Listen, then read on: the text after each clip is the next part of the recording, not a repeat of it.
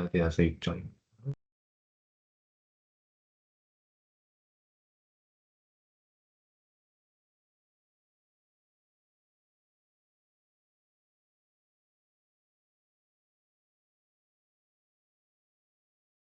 형제들아, 사람이 만일 무슨 범죄한 일이 드러나거든 신령한 너희는 온유한 심령으로 그러한 자를 바로잡고 너 자신을 살펴보아 너도 시험을 받을까 두려워하라. 너희가 짐을 서로 지라. 그리스도의 법을 성취 예, 그리하여 그리스도의 법을 성취하라. 만일 누가 아무것도 되지 못하고 된 줄로 생각하면 스스로 속임이라. 각각 자기의 일을 살피라. 그리하면 자랑할 것이 자기에게는 있어도 남에게는 있지 아니하리니 각각 자기의 짐을 질 것이라.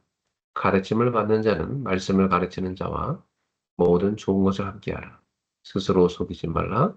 하나님은 업신여김을 받지 아니하시나니 사람이 무엇으로 심든지 그대로 거두리라. 자기의 육체를 위하여 심는 자는 육체로부터 썩어질 것을 거두고 성령을 위하여 심는 자는 성령으로부터 영생을 거두리라. 우리가 선을 행하되 낙심하지 말지니 포기하지 아니하면 내가 이름에 거두리라. 그러므로 우리는 기회 있는 대로 모든 이에게 착한 일을 하되 더욱 믿음의 가정들에게 할지니라. 내 손으로 너에게 이렇게 큰 글자로 쓴 것을 보라. 무릇 육체의 모양을 내려 하는 자들이 억지로 너에게 할례를 받게 하면 그들이 그리스도의 십자가로 말미암아 박해를 면하려 함뿐이라. 할례를 받은 그들이라도 스스로 율법은 지키지 아니하고 너희에게 할례를 받게 하려 하는 것은 그들이 너희의 육체로 자랑하려 함이라. 그러나 내게는 우리 주 예수 그리스도의 십자가 외에 결코 자랑할 것이 없으니 그리스도로 말미암아 세상이 나를 대하여 십자가에 못 박히고 내가 또한 세상을 대하여 그러하니라. 물 할례나 무할례가 아무것도 아니로되 오직 새로 지으심을 받는 것만이 중요하니라. 무릇 이 규례를 행하는 자에게와 하나님의 이스라엘에게 평강과 긍휼이 있을지어다. 이후로는 누구든지 나를 괴롭게 하지 말라. 내가 내 몸에 예수의 흔적을 지니고 있노라. 형제들아, 우리 주 예수 그리스도의 은혜가 너희 심령에 있을지어다. 아멘. 네, 이제 갈라디아서를 다 읽었네요.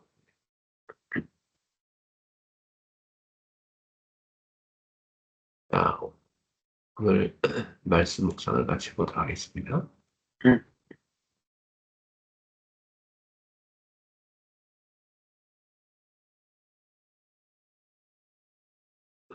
오늘 말씀 묵상 어제 수예배 때 봤던 메시지를 같이 다시 한번 보겠습니다. 자, 캠프에 대한 이해 살펴보겠습니다.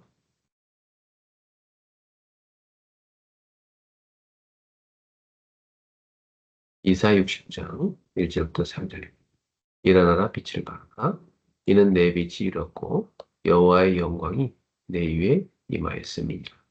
보라 어둠이 땅을 덮을 것이며 캄캄함이 만민을 가리려니와 오직 여호와께서 내 위에 임하실 것이며 그의 영광이 내 위에 나타나리니 나라들은 내 빛으로 왕들은 비치는 내 광명으로 나아오리라. 자, 캠프란 무엇인지 살펴봅시다. 우리가 흔히 캠프라고 하면 수련회나 행사 같은 것을 떠올리죠. 그러나 오늘 말씀에 말하는 캠프는 단순한 프로그램이 아니라 복음을 전하는 전도 캠프입니다. 하나님께서 예비하신 현장에 빛을 비추고 또 성령 인도를 따라서 생명을 살리는 것이 바로 캠프다 이렇게 볼 수 있습니다. 캠프는 사람이 억지로 만들어내는 활동이 아닙니다. 하나님께서 준비하신 현장 속으로 들어가서 하나님의 일을 발견하는 것이라 볼 수 있습니다. 그래서 캠프의 시작은 인간의 열심이 아니라 하나님의 빛과 성령의 인도인 것이죠. 자, 첫째, 캠프는 빛을 비추는 것입니다. 창세기 1장 3절에서 4절에 하나님께서 빛이 있으라 말씀하셨고 그 빛이 들어갈 때 혼돈과 흑암 가운데 창조의 역사가 시작했죠. 그 다음에 이사야 60장에서 일어나라 빛을 발하라 라고 말씀하십니다. 세상은 흑암에 덮여 있지만 하나님은 우리를 통해서 구원의 빛을 비추기를 원하시는 거죠. 자, 요한복음 1장 9절에서 12절에 보면 예수님은 생명의 빛으로 이 땅에 오셨어요. 예수 그리스도를 영접하는 자에게 하나님 자녀되는 권세를 주셨죠. 이 빛이 사람의 영혼 속에 들어가면 생명이 살아나게 되는 것입니다. 하나님의 말씀을 듣고 싶어지고 예배를 사모하게 되며 기도하게 됩니다. 이것이 바로 생명의 역사지요.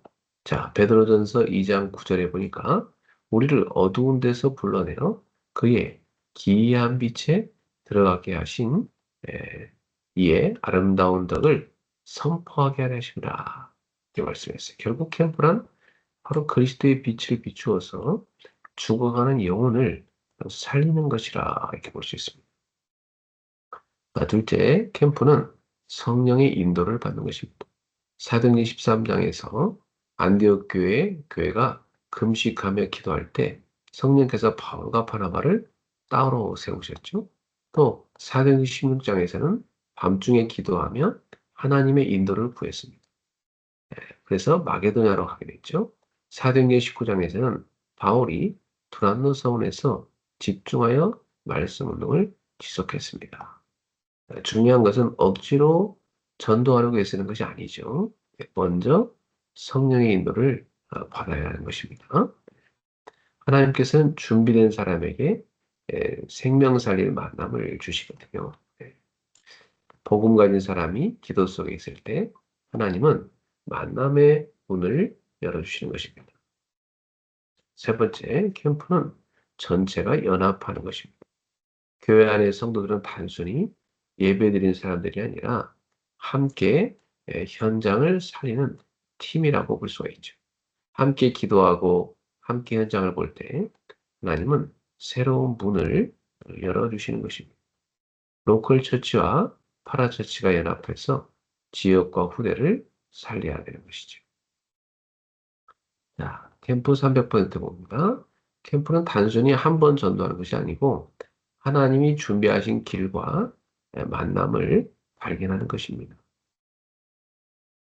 그래서 우리는 캠프를 300%로 해야 합니다. 다시 말해서 성령의 인도, 성령의 역사, 성령의 열매를 보는 거죠. 자, 첫 번째, 항상 캠프 안에 있어야 합니다. 캠프는 어쩌다 하는 행사가 아니죠. 24시 누리는 삶인 겁니다. 모든 만남 사건 현장을 캠프로 보는 것입니다. 일곱 망대가 플랫폼이 되도록 할 겁니다. 늘 기도 속에서 하나님과 소통해야 돼요. 말씀과 기도 속에서 하나님이 주시는 응답이 모이는 플랫폼이 되어야 됩니다. 하나님이 주시는 힘과 응답이 있어야 현장을 살 수가 있죠. 그 다음에 일곱 여정을 가면 파수대가 나옵니다. 우리는 현장으로 들어가 빛을 비추는 파수꾼이 되어야 됩니다. 학교, 병원, 직장 현장을 놓고 기도하며 실제로 복음의 빛을 비춰야 됩니다. 또 일곱 이정표를 보고 미래와 세계와 소통되는 안테나가 돼야 돼요. 예수님께서는 사도행전 1장 8절에서 예루살렘, 온 유대, 사마리아 땅끝까지 란 이정표를 주셨어요. 우리는 세계복음화를 바라보며 하나님과 현장과 소통하는 영적 안테나가 되어야 됩니다. 자, 그리고 우리는 이제 그리스도께서 주신 방법을 해야 되죠. 첫 번째, 오직으로 들어가야 합니다. 이것이 제한된 집중입니다. 오직 그리스도를 붙잡고 집중하는 거죠. 세상의 방법이 아니라 하나님만 바라보는 집중입니다. 두 번째, 유일성 응답을 따라가야 됩니다. 이것이 선택된 집중이죠. 기도하다 보면 하나님께서 어느 현장에 들어가야 할지, 누구를 만나야 할지 보여주세요. 그때 선택된 현장에 집중하는 거죠. 셋째, 재창조 역사가 일어납니다. 원네스 집중이죠. 모든 만남, 사건 속에서 하나님의 계획이 있어요. 문제처럼 보이는 일도 하나님은 복음 운동의 문으로 사용하시죠. 지역마다 캠프팀이 세워지고 현장을 살릴 제자들이 일어나는 것이 재창조의 역사인 것입니다. 자, 항상 먼저 해야 할 것이 있습니다. 우리는 성령 인도부터 받아야 돼요. 바울은 언제나 먼저 기도했어요. 성령께서 역사하실 때까지 기다렸죠. 캠프의 시작은 인간의 계획이 아니라 성령의 인도인 것입니다. 둘째, 현장을 정확하게 분석해야 합니다. 바울은 현장 속에 있는 영적 문제를 정확히 봤죠. 우브로섬에서 복음을 방해하는 박수를 끊고 총독 서기오 바울을 제자로 세웠어요. 현장을 정확히 볼 때 하나님의 계획이 보이는 것입니다. 제자를 남겨야 합니다. 캠프의 목표는 단순한 만남이 아니라 제자를 세우는 거예요. 하나님은 준비된 사람을 통해서 지속될 복음 운동을 이루시는 거죠. 네, 결론입니다. 캠프는 하나님께서 하시는 것입니다. 캠프는 내가 하는 것이 아니라 하나님께서 하신 일이에요. 우리는 그 일을 대행하는 자입니다. 하나님은 지금 시대를 살릴 중요한 문을 열고 계시죠. 지금은 세 가지 뜰의 시대입니다. 렘넌트를 살리는 후대들, 병든 자를 치유하는 치유애들, 다민족을 살리는 이방인애들을 세워야 돼요. 또한 지금은 금토일 시대입니다. 후대들이 집중하여 말씀과 기도 속에 들어갈 수 있도록 우리는 플랫폼을 만들어야 되는 것입니다. 그리고 지금은 묵상 시대죠. 깊이 말씀 붙잡고 기도하며 성령의 인도를 받는 시대입니다. 하나님께서는 지금도 빛을 비추시며 문을 열고 계세요. 우리의 가정, 직장, 지역이 복음의 빛을 비추는 캠프 현장이 되기를 바랍니다. 네. 모든 만남 속에서 성령의 인도를 받으며 24 캠프의 축복을 누리는 우리 모두가 되기를 바랍니다. 기도하겠습니다. 하나님 아버지, 우리에게 그리스도의 빛을 주시고 생명 살리는 복음을 맡겨주심에 감사드립니다. 우리의 가정과 직장과 지역에 빛을 비추는 캠프가 일어나게 하옵소서. 사람의 힘이 아니라 성령의 인도를 따라가 움직이게 하시고 하나님이 준비하신 만남과 제자를 보게 하옵소서. 후대와 병든 자와 다민족을 살리는 시대적 사명을 감당하게 하시며 24 복음 누리는 캠프의 삶을 살게 하옵소서. 예수 그리스도의 이름으로 기도드립니다. 아멘. 네. 오늘도 여러분의 보는 삶이 캠프가 되어야 되겠습니다. 자, 오늘의 성경 말씀은 요한복음 14장 6절입니다.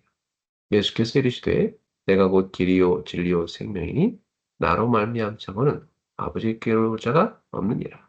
John 14:6 Jesus answered, I am the way and the truth and the life. No one comes to the Father except through me. 자, 오늘의 기도처 말씀은 다민족 축제입니다. 사도행전 2장 9절에서 11절입니다. 우리는 바데인과 메데인과 엘람인과 또 메소포타미아, 유대와 갑바도기아, 본도와 아시아, 프루기아와 밤빌리아, 애국과 및 구레네에 가까운 리비아 여러 지방에 사는 사람들과 로마로부터 온 나그네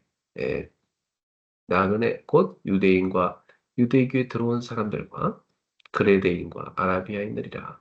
우리가 다 우리의 각 언어로 하나님의 큰 일을 말함을 듣는도다 하고. 자, 다민족 렘넌트에게 작지만 진솔한 축제가 일어나야 되죠. 축제라는 단어는 굉장히 기쁠 때 쓰는 단어죠. 다민족들이 와서 자기 인생의 가장 중요한 답을 얻어야 합니다. 미션 축제. 자, 사도행전 2장 9절에 11절의 현장에 다민족이 모였어요. 이들에게 가장 필요한 것이 미션 축제죠. 반드시 이들에게 미션이 주어져야 합니다. 세절기와 오순절, 예배와 미래가 전달돼야 됩니다. 그리고 자기 나라에 관한 미션을 가지고 돌아가야 되는 것이죠. 치유축제. 치유축제가 있어야 합니다. 성전 미문에 있던 안전병이가 일어난 사건은 전 세계 다민족에게 전달되는 메시지죠. 전 세계 유대인과 관계된 사람들이 절기 때마다 오는 곳이 성전이기 때문입니다. 사마리아에서 버려진 다민족에게 복음이 증거되는 치유축제가 일어났죠. 예루살렘에 예배하러 왔던 에디오피아 내시가 하나님의 말씀이 적힌 두루마리를 사고 그리스도에 관한 질문을 하는 것은 기적 같은 일입니다. 이때 성령이 역사하셔서 빌립을 통해 치유축제가 일어났습니다. 화성축제가 일어나야 됩니다. 바울은 회당에 들어가 전 세계의 미래를 위해 제자를 파송했어요. 다민족이 하나님 주시는 미션을 깨닫고 오래된 것을 치유받아서 제대로 제자로 돌아가야 합니다. 랩런트는 말씀을 받을 때 오늘의 응답을 봐야 됩니다. 강대국에서는 세계복음화를 위해서 세계복음화해서 다민족을 살릴 수 있는 것이지만 5천 종족에게는 그런 것이 없어요. 외국에서 우리나라에 온다는 것은 쉬운 일이 아니죠. 이들에게 감사와 격려를 해줘야 합니다.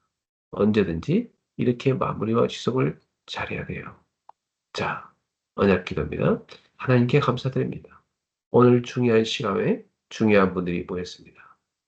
또한 전 세계 메시지 듣는 분들에게 하나님이 성령으로 역사해 주옵소서. 살아있는 하나님의 역사를 보게 해 주옵소서. 예수 그리스도 이름으로 기도하옵나이다. 아멘.